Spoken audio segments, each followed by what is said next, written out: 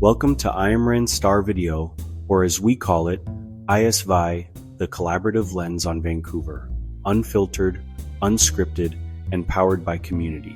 We're not just a voice behind the mic, we're a collective of creators, thinkers, storytellers, and city lovers coming together to spotlight the people, places, and energy that make Vancouver what it is. From coast mountain skylines to neon-lit back streets, you'll find us exclusively on YouTube. No algorithms, no filters, just real talk.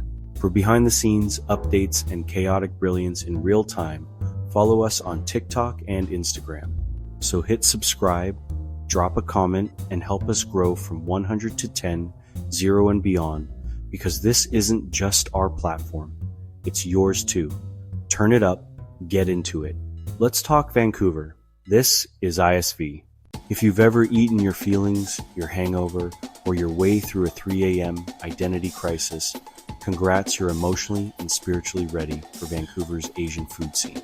This city isn't just a foodie paradise, it's a full-blown pan-Asian buffet of culture, chaos, and carbs, served hot, spicy, and occasionally on a skewer the length of your forearm. Here, food isn't just food. It's therapy, flex, family reunion, and late-night existential coping mechanism all wrapped into one. And the best part? You don't need a plane ticket to eat your way from Tokyo to Taipei to Tandoor Town. You just need a compass card, a pair of stretchy pants, and a stomach that can handle spice levels labeled, "Are you okay?" Vancouver's Asian food scene hits different literally. We're talking about neighborhoods where you can hit 3 countries' cuisines before the next red light. It's where every hole-in-the-wall noodle shop has a cult following, every night market is a sensory rave, and every third person in line is holding bubble tea like it's a life extension serum, because honestly, it kind of is. Before you were out here Instagramming your pork belly bao like it's haute couture, there was a history, a deeply rich, occasionally spicy, and often underappreciated one. Vancouver's Asian food scene didn't just pop up one day like a trendy fusion pop-up with neon signage and 19 rice bowls. It was built by hands calloused from wok flames, by families who turned food into survival. Let's take it back like all the way to the 1800s. Chinese immigrants were among the first major Asian communities to settle in Vancouver. They weren't welcomed with open arms.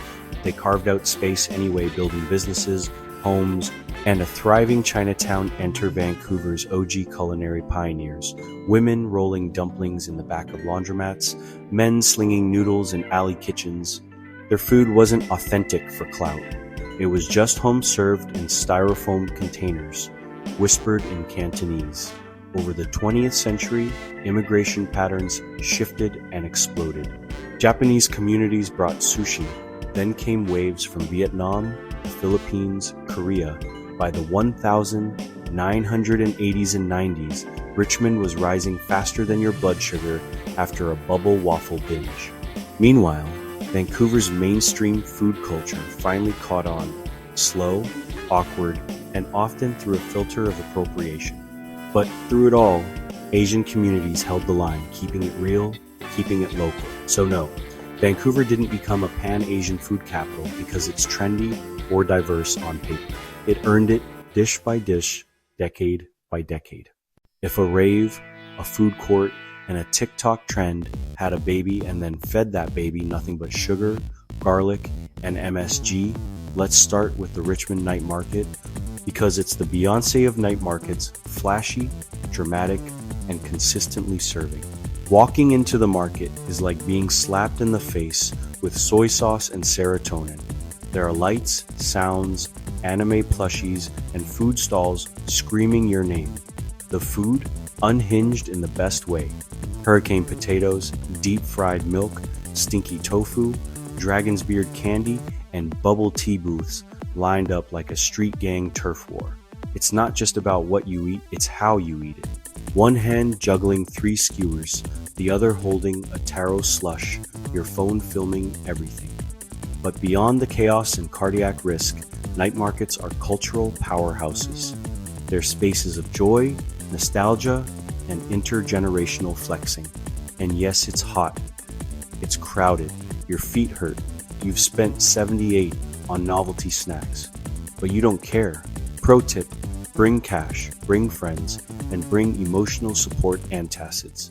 The chaos is worth it. In Vancouver, we don't ask, how are you? We ask, pho or ramen? Because here, noodles aren't just lunch. They're a way of life, a love language, and sometimes the only thing holding your personality together during exam season. Let's get this straight. This city is absolutely unhinged about noodles. We slurp them, rank them, and will passionately argue about broth clarity like we're defending a dissertation. We have loyalty to our go-to shops that borders on cult behavior. And if you say your favorite ramen spot is just okay, prepare to be excommunicated faster than someone who says instant noodles don't count. First up, Chinese hand-pulled noodles. Made with the kind of wrist strength that could humble a CrossFit bro, these noodles slap, sometimes literally, as they get whipped against the counter mid-pull. Whether it's Lanzhou beef, noodle soup in Richmond, or Sichuan, spicy dan dan noodles that taste like a delicious punch to the face. They're chewy, they're bold, and they demand respect. Next, ramen, the holy grail of sad day recovery meals. Vancouver's ramen game is elite. From the thick, creamy tonkotsu broths that could legally replace therapy to lighter shio styles that whisper, you're trying to be healthy, but you're still fun. Kintaro, Marutama, Ramen Dambo, and the secret shop that only has 8 seats and 5 menu items, all fighting for your affection like anime protagonists in a love triangle. And then there's pho. This isn't just soup, it's a spiritual reset. A hot, herby slap in the face when the world is too much. Vancouver's Vietnamese community has blessed us with pho that's rich, restorative, and smells like your problems leaving your body. Extra points. If it comes with a side plate of herbs so chaotic, it looks like you just robbed a community garden. Laksa, Singaporean Malaysian coconut curry heaven, boat noodles, spicy Thai chaos in a bowl, japchae, Korean glass noodles so silky they deserve their own skincare line. Udon, for when you want to chew something that feels like it's hugging your soul. And yes, we all have a drunk at 2 a.m. noodle place, and we would physically fight for it in the parking lot. That's part of the culture. What makes Vancouver's noodle scene unmatched is not just the range, but the dedication. The tiny shops with steaming windows and aunties who've been perfecting one recipe for decades.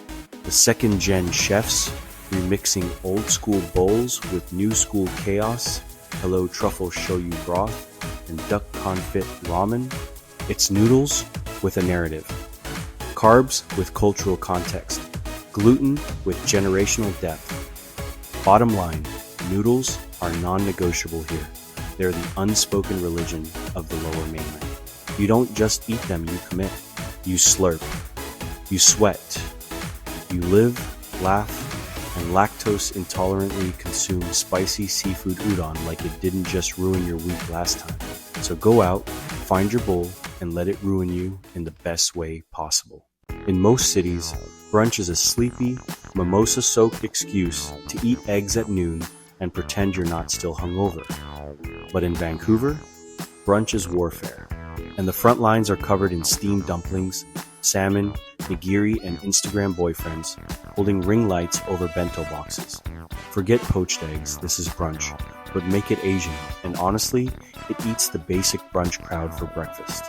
Let's start with the holy grail, dim sum, aka Chinese tapas, if you're trying to explain it to someone from Alberta, but around here we just call it sundae.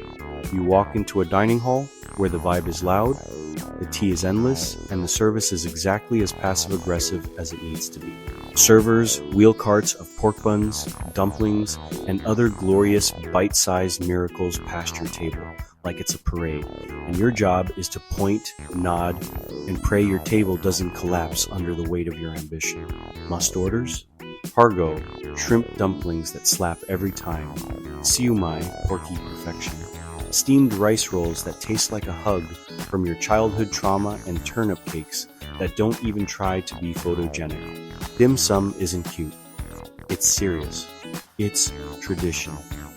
It's that one time your entire extended family showed up with matching jackets and 12 side conversations happening simultaneously. Now, pivot hard, let's talk sushi, because Vancouver's sushi scene isn't just good, it's so elite that people from Japan come here and are like, okay, pop off. You've got your casual neighborhood joints where a 12 bento will make you feel emotionally reborn, and then you've got the omakase temples where the chef makes direct eye contact with your soul as he handcrafts a piece of toro that will make you question your life choices. Fun fact, Vancouver's proximity to the ocean means our sushi fish is fresher than your latest situationship. And we don't just stop at nigiri. We've got aburi, torch sushi, pressed oshizushi, and entire menus that look like they were curated by a Libra with an art degree. You'll cry, you'll tip 25%. You'll text your ex about it. But wait, what if you're brunch core, but also deeply Asian coded? Enter Fusion Brunch. That magical space where kimchi benedicts, miso hash, Thai iced coffee pancakes, and pandan waffles exist. Places like Torafuku, Heritage Asian Eatery, and Hello Nori are throwing down hard remixing tradition with West Coast flair and daring you to eat something you can't pronounce without full confidence. And yes, there's beef. Not just on the plate, but spiritually. Is dim sum brunch? Yes. Can sushi be a breakfast food? In Vancouver, everything is breakfast if you believe in yourself. Does anyone need a 9 matcha croissant? Emotionally, yes. This city doesn't just blur the line between brunch and lunch, it body checks that line into the nearest boba shop. The result? A wild, chaotic, delicious mashup of cultures, cravings, and cuisines that's redefining what it means to go out for a light bite. So bring your appetite, your patience, you will wait in line, and your willingness to sweat soy sauce. Because in Vancouver, brunch isn't a meal, it's a flex. And someone's grandma is already halfway through her third plate of chicken feet while you're still debating your order. Let's get something out of the way. If you live in Vancouver and haven't spent at least $8.75 on a bubble tea you ordered in a panic and pretended to enjoy, you're not living, you're just occupying space. This city's Asian dessert scene doesn't just satisfy cravings. It induces identity crises, stomachaches, and the kind of unholy joy that can only be followed by regret. Starting with the obvious. Bubble tea, boba, pearl milk tea, tapioca potion of the gods. Whatever you call it, Vancouver is chronically caffeinated and emotionally attached to this chewy, milky, slightly suspicious drink. You've got options on options: grass, jelly, agar, pearls, aloe, red bean, crystal boba, cheese foam, and customizations. So endless it feels like building a sim character but thirstier. Whether it's cocoa, yifang, the alley, Xing Fu Tang, or some one-off neon-drenched hole in the wall that just opened on Kingsway last week, everyone has a boba shop they'd die for. And if you don't, just say you're new here, we'll recommend 5, and judge you only a little. But bubble tea is just the beginning of Vancouver's dessert domination. Let's talk Asian bakeries, aka the warm, flour-dusted havens, where pastries are soft, service is efficient, and prices somehow haven't been touched by inflation yet. From the pillowy buns at Tea Supermarket's bakery section, to the flawless matcha croissants at La Patisserie, to the egg tarts that slap you with ancestral memories at Newtown Bakery. Craving something cold and chaotic? Say less.